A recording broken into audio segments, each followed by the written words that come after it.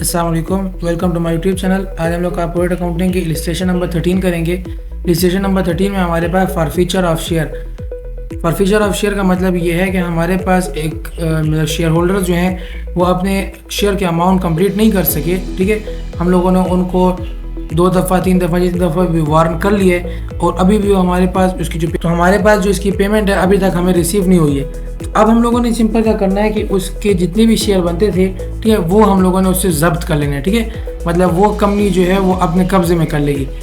इसमें आप देखें जैसे कि यहाँ पे क्वेश्चन में लिखा हुआ है, a limited company forfeiture 30 equity share of ₹10 fully called up held by mister X. अब जैसे कि देखिए यहाँ पे हमारे पास लिखा हुआ है कि उसने फाइनल कॉल की जो ₹4 थे वो उसने 300 शेयर की पेमेंट हमें पेंडिंग में है।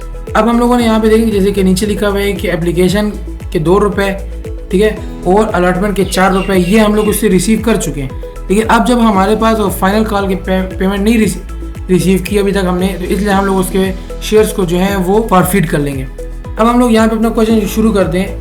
जैसे आप लोगों को पता है यहाँ पे कोई डेट हमारे पास गिवन नहीं है, तो इसलिए हम लोगों ने सिंपल यहाँ पे क्वेश्चन मार्क लगा दिए। हमारे पास सबसे पहले यहाँ पर आता है हमारे पास जो मतलब शेयर एप्लीकेशन, शेयर अलॉटमेंट, ये ऑलरेडी हो चुकी है। हमने सिर्फ और सिर्फ इस क्वेश्चन में फॉरफीटेड शेयर के बारे में हम लोगों ने बताना है कि उसकी हम लोग एंट्री किस तरीके से करेंगे। हमारे पास सिंपल सबसे पहले आती है शेयर कैपिटल। हमारे पास शेयर एप्लीकेशन जो शेयर कैपिटल है इसकी हमारे पास ओरिजिनल अमाउंट से इसको लिखा जाएगा। तो हमारे पास सिंपल इसकी ओरिजिनल अमाउंट बनती है 3000।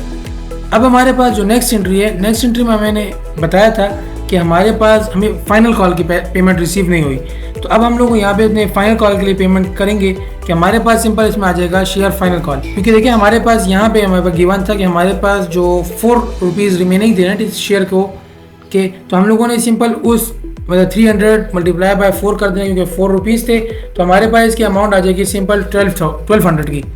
ठीक है, अब हमारे पास नेक्स्ट में क्या आता है, हमारे पास इसमें आएगा फॉरफीटेड शेयर्स। क्योंकि हमारे पास देखें एप्लीकेशन की जितनी अमाउंट थी और जो हमारे पास अलॉटमेंट की अमाउंट थी उसको जब हम लोग प्लस करते हैं, ठीक है, तो वो हमारे पास इसकी रिमेनिंग अमाउंट के इक्वल आता है। तो हम लोग सिंपल यहाँ पे लिख लेंगे फॉरफीटेड शेयर। देखिए हमारे पास आगे फॉरफीटेड शेयर 300 मल्टीप्लाई बाय 6। क्योंकि देखिए हमारे पास यहाँ पे आप लोगों को पता है कि एप्लीकेशन के हमें ₹2 और अलॉटमेंट के हमें ₹4 ये हमें ऑलरेडी रिसीव हो चुके हैं। तो अब जब हम लोगों ने ये हमारे पास जितनी अमाउंट बनती थी ये कंपनी ने जब्त कर ली। ठीक है, मतलब ये कंपनी की अब मलकियत में आ गई है। अब सिंपल इसी क्या आ जाएगा, यहाँ पे हमारे पास की अमाउंट आती है 1800 की। ठीक है, अब यहाँ पे हम लोग इसकी सिंपल की नरेशन लिखेंगे और यहाँ तक हमारे पास जो फॉरफीटेड शेयर की जो एंट्री थी वो यहाँ तक हमारे पास क्वेश्चन था कि हमारे पास शेयर कैपिटल जो ओरिजिनल अमाउंट थी, ठीक है, वो हम लोगों ने लिख लिए और शेयर फाइनल कॉल जो हमें अभी तक रिसीव नहीं हुई थी। ठीक है, और फॉरफीटेड शेयर जो मतलब हमें जितने अमाउंट उसकी रिसीव हो चुकी थी वो अब कंपनी ने जब्त कर लिए।